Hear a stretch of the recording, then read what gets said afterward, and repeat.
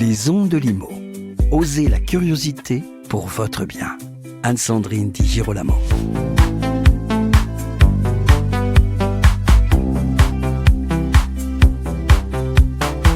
Mon invité se présente comme un artiste-auteur, un bâtisseur et un exportateur d'œuvres en bois innovantes, un concepteur d'architecture symbiotique en résonance avec le vivant. J'ai nommé Michael Feneux. Il est ici avec moi au Forum Bois Construction pour raconter l'aventure de la larme de Midas, ce zoom exposé ici au Grand Palais dans un format miniature. Bonjour Michael Feneux. Bonjour. Magnifique larme de Midas, magnifique zoom, sorte de petite tour Eiffel en bois. J'ai bien conscience en disant cela que ce que je dis ne rend absolument pas hommage à l'œuvre. Est-ce que vous pourriez décrire cette œuvre pour nos auditeurs ? Oui, bien sûr, la larme de Midas, c'est une forme morphologique en mimétisme avec le vivant. On utilise la géométrie zonaédrique, qui est une géométrie que je pratique, qui a été inventée aux États-Unis dans les années 60. Et j'ai eu la chance de rencontrer Jean Soum, qui m'a transmis cette géométrie. Lui, c'est le précurseur des zooms en Europe. Il a découvert les zooms aux États-Unis en 75, en rencontrant Steve Baer, un ingénieur américain spécialisé dans le solaire. Et Jean Soum était un enseignant-chercheur qui, pendant 40 ans de sa vie, a diffusé les zooms, mais surtout a fait des recherches sur le thermique dans les bâtiments. Il a fait partie du premier groupe de recherche en France sur toute l'architecture bioclimatique, qui était basée au laboratoire de recherche de Toulouse, dans l'école d'archi. Et moi je l'ai rencontré, et en fait on est tombés en affection tous les deux, et il m'a transmis tout son savoir. Aujourd'hui je construis dans le monde entier, donc là je reviens d'Inde, ça fait 10 jours, où là-bas j'ai été invité par Sunita Gandhi, une docteure qui construit aussi, qui a une ONG qui construit des écoles dans le monde entier. Sa famille notamment est dans le Guinness des records, et ils ont 60 000 étudiants, 21 campus, et on va construire des zones en Inde maintenant.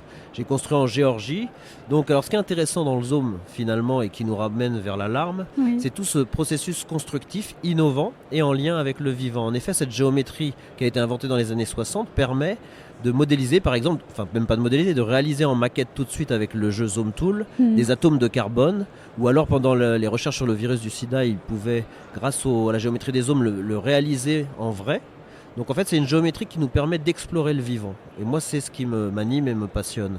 Et quand on a fait ce travail sur la larme de Midas pour le Forum Bois Construction, et qui est en cours, on a fait 6 mois d'études avec la filière bois. D'abord c'était l'idée de fédérer la filière autour d'un projet, un totem symbolique autour de l'écologie, une larme, donc le symbole de la résurgence, de l'eau. C'est aussi un symbole d'espoir pour dire demain. Alors on nous parle toujours des catastrophes, on nous parle toujours, y a du plastique partout bien sûr, mais nous on veut un monde désirable.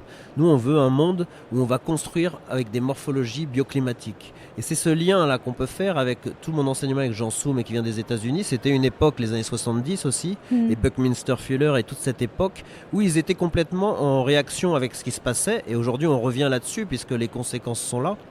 Et donc on se dit comment on va construire demain, comment on va décarboner l'avenir avec le bois. Et une larme de Midas, ça symbolise ça. On construit un ouvrage de 17 mètres en bois qui pèse 10 tonnes, c'est 13 mètres cubes de bois. Ça a la forme d'une goutte d'eau.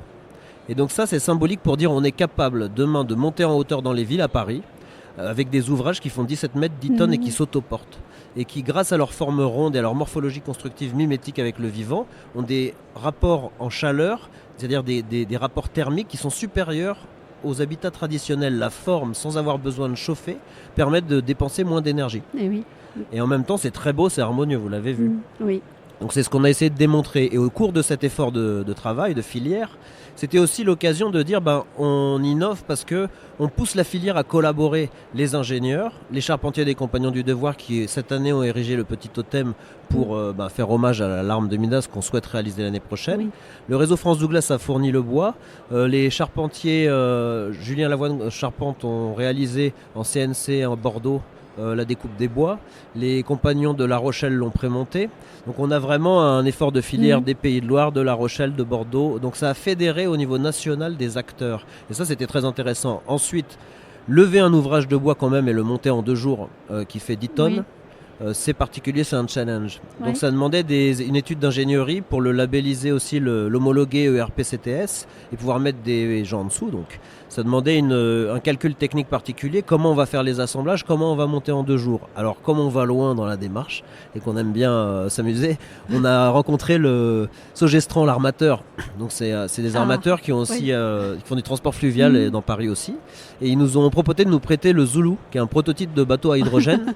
Et donc on a un entretien entrepôt à Gennevilliers pour l'année prochaine où on pourrait monter avec les compagnons l'œuvre, le mettre sur le bateau à hydrogène qui était aux Jeux Olympiques, vous l'avez vu, le Zoulou, et amener jusqu'au port des Champs-Élysées au Grand Palais l'œuvre qui sera préparée en atelier. Et là, on fait une démonstration d'écologie, c'est-à-dire comment on reconstruit dans les villes en utilisant le transport fluvial, en arrivant au cœur de Paris avec un ouvrage de 17 mètres qu'on va monter en 2 jours, qui est préparé en atelier, donc pas de temps sur chantier, donc on économise l'énergie. Et là, on est, je trouve, dans une démarche vertueuse. En plus de quoi, avec donc l'ingénierie bois construction et l'entreprise Simonin qui nous a proposé de nous prêter, en quelque sorte, d'étudier avec nous la possibilité d'insérer leurs brevets, les RESIX. On avait la possibilité d'un seul coup d'inventer un nouveau type de connecteur pour faciliter le réglage et le montage en 2 jours. Voilà. Mais alors, dites-moi, jusqu'où iriez-vous avec vos hommes ? Ah bah là j'étais en Inde, l'année d'avant j'étais en Géorgie, je communique souvent avec les États-Unis, ils me connaissent, donc moi j'irais peut-être, je sais pas, sur la Lune. J'aimerais qu'on revienne à ce nom, la larme de Midas, parce qu'elle fait évidemment référence au roi Midas, lui qui pouvait tout changer en or, y compris sa nourriture, donc ça a posé un problème.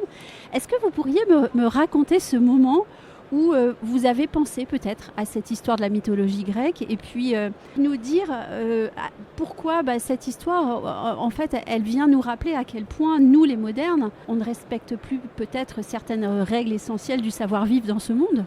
Alors l'histoire de la larme de Midas, c'est vrai, j'avais dessiné cet ouvrage et d'un seul coup, ça m'est venu un peu en me levant le matin. J'ai dit mais c'est la larme de Midas. Et je savais pas trop pourquoi j'ai trouvé ça beau. En fait j'écris de la poésie aussi pour mon plaisir. Voilà. Et d'un seul coup le nom est venu, je trouvais ça c'est beau, c'est classe. Et alors qu'est-ce qu'il y a dans ce titre ? En effet, le roi Midas qui était le roi de Phrygie, donc l'actuelle Turquie, donc on est dans l'Antiquité grecque, recueille le père de Dionysos, le père adoptif, Dionysos c'était un demi-dieu, le père adoptif. Qui était en errance sur son royaume. Il le retrouve auprès d'une fontaine en état d'ébriété et il le sauve parce que ça pouvait mal se passer. Donc il sauve le père de Dionysos et Dionysos pour le remercier lui dit faites un vœu, je voudrais vous remercier d'avoir sauvé mon père adoptif. Alors il fait le vœu de la richesse, en effet, que tout ce qui touche se transforme en or. Alors d'un seul coup il est très embêté Midas parce qu'en effet sa nourriture se transforme en or mais les gens qu'il aime se transforment en or, tout se fige. Oui, c'est vrai aussi. Et d'un seul coup il a besoin vraiment qu'on lui retire ce sort. Alors le Dionysos lui dit d'accord, tu iras laver tes mains dans le Pactole qui est le fleuve qui coule en Phrygie, là dans ce royaume. Il va laver ses mains et juste avant que le sort parte, c'est tellement un drame cette histoire d'avoir voulu la richesse et de se trouver dans la situation dont notre civilisation se trouve actuellement. Et oui. C'est-à-dire qu'à un moment donné à vouloir consommer, mais finalement consumer notre richesse au lieu d'en faire quelque chose de vertueux. Le problème, c'est jamais de construire. Aujourd'hui, vous savez que dans le monde, on a 1000 milliards de tonnes de biomasse. C'est le poids, 1100 milliards de tonnes de biomasse. C'est le poids de la biomasse. Et de 1900 à 2018, tous les 20 ans, le poids des infrastructures humaines a doublé. On est arrivé aujourd'hui à un point où le poids des infrastructures humaines est supérieur à la biomasse. Donc ça pose des questions. Mais la question que ça pose, c'est pas forcément l'anthropocène, c'est de dire construire oui, mais comment ? Et ça pose cette question. Et ce roi Midas, lui, il voulait la richesse, d'accord, mais comment ? Et quel est l'inconvénient de cette richesse ? Et donc avant de laver ses mains dans le Pactole, il a eu une dernière larme. Il l'a touchée et elle s'est transformée en or. Et ça, c'est la larme de Midas. Parce qu'aussi, l'ouvrage que j'ai dessiné est entièrement au nombre d'or. Donc, je l'ai dessiné à partir d'un zôme dont la clé de la tangente de la voûte est un nombre d'or et d'une sphère.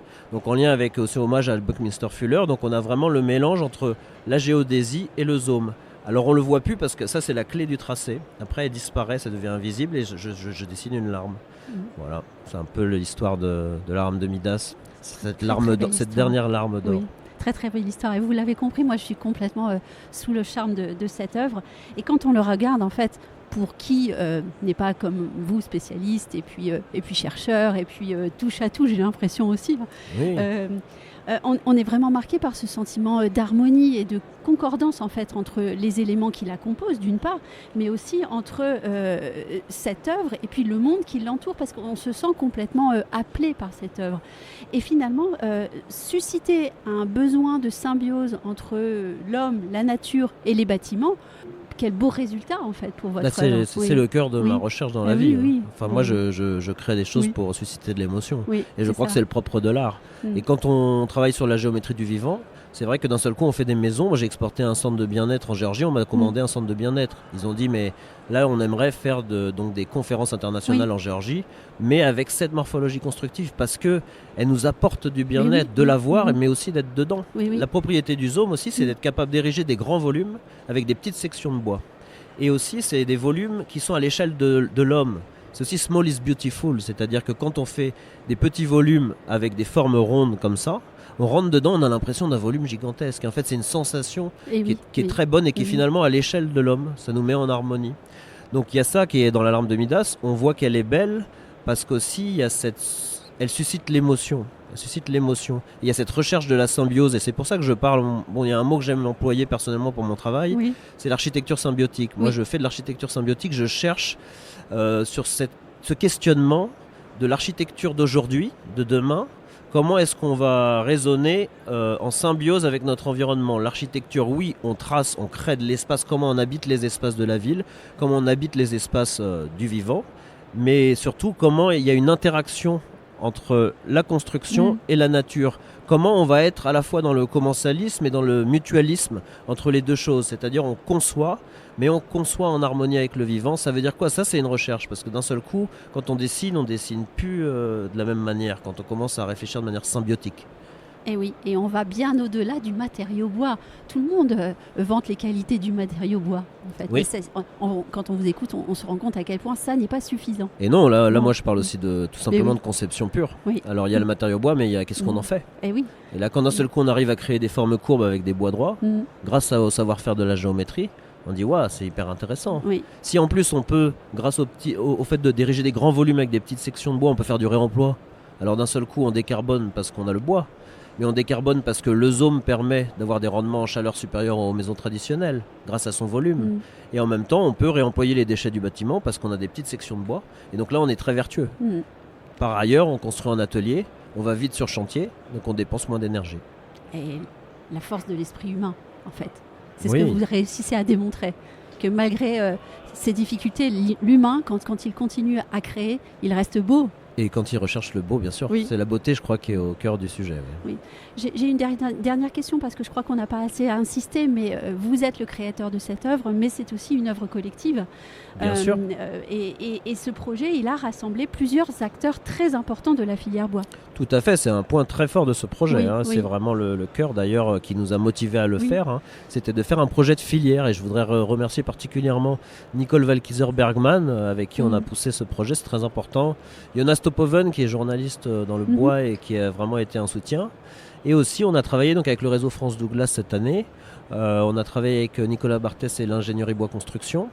On a travaillé, je vous dis, sur la fin, quand on réfléchissait aux assemblages, trouver des solutions rapides avec Simonin et le dispositif Resix et leurs brevets. Donc ça permet aussi de rassembler des gens de la filière qui sont toujours par ailleurs dans plein de projets et qui d'un seul coup se mettent à travailler ensemble sur quelque chose d'innovant, de différent. Alors les charpentiers, bien sûr, de l'ICCB, l'Institut de la Charpentier du Bois, les Compagnons du Devoir. Donc on avait d'abord étudié la solution pour le moment avec l'école de Gennevilliers. Cette année, ça a été l'école de La Rochelle qui a réalisé le petit totem.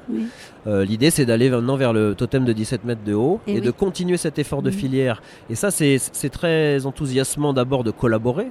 Et puis c'est toujours une manière de préparer l'avenir. Parce qu'on dit décarboner, construire en bois, des nouvelles conceptions, d'accord. Mais le problème, c'est que parfois, quand on fait un chantier ou des chantiers impressionnants, on se retrouve face à des complexités. C'est qu'on n'a pas l'habitude de travailler ensemble sur des chantiers complexes.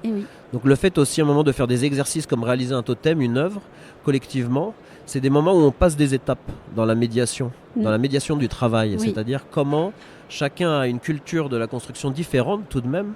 Et d'un seul coup, sur une forme ronde, sur un totem qui est différent, on a des contraintes structurelles, des contraintes d'acheminement.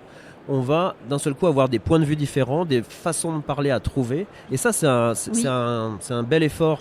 Et ça nous a permis, je pense, de resserrer des liens au sein de la filière bois. Et ça, c'est très important. Fédérer. Alors dites-nous, comment est-ce qu'on va pouvoir suivre cette aventure de la larme de Midas? Parce que tout commence en fait. Écoute, c'est une grande question. Je pense que tous les partenaires autour du projet vont pouvoir communiquer. Là, j'étais ce matin avec CADWork à discuter avec eux parce que c'est vrai que j'ai dessiné l'alarme de Midas sur plusieurs logiciels de dessin d'archi. Mais par contre, après, quand on passe au passage en machine, on travaille sur CADWork. Et donc, c'était l'occasion aussi de les associer et qu'ils puissent communiquer. Je pense que chaque partenaire va communiquer. Et là, actuellement, ce qu'il faut savoir, c'est que j'ai fait beaucoup de démarches auprès du ministère de la Culture aussi, mission mécénat. Je voudrais rentrer en discussion avec le Grand Palais aussi, les musées. J'ai rencontré le Louvre, j'ai rencontré plusieurs musées. Parce que ce grand projet, l'objectif est bien de le donner. Oui. Donc à la fin, c'est un symbole qui doit servir au plan climat, qui à mon avis doit servir à Paris, doit être un symbole et doit être exposé et rester à Paris. Donc soit dans un musée, soit à l'extérieur, soit au jardin des plantes. Question, exactement. Je crois que là, il y a un sujet. C'est que devient cette larme, on l'a fait et on l'installe où. Et oui. On se retrouvera alors au micro pour en reparler. Bien sûr, avec plaisir. Oui.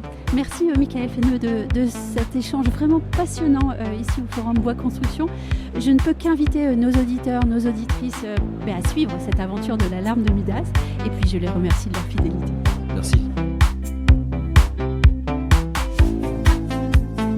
Retrouvez les Ondes de Limo sur ondedelimo.com, les réseaux sociaux et la newsletter.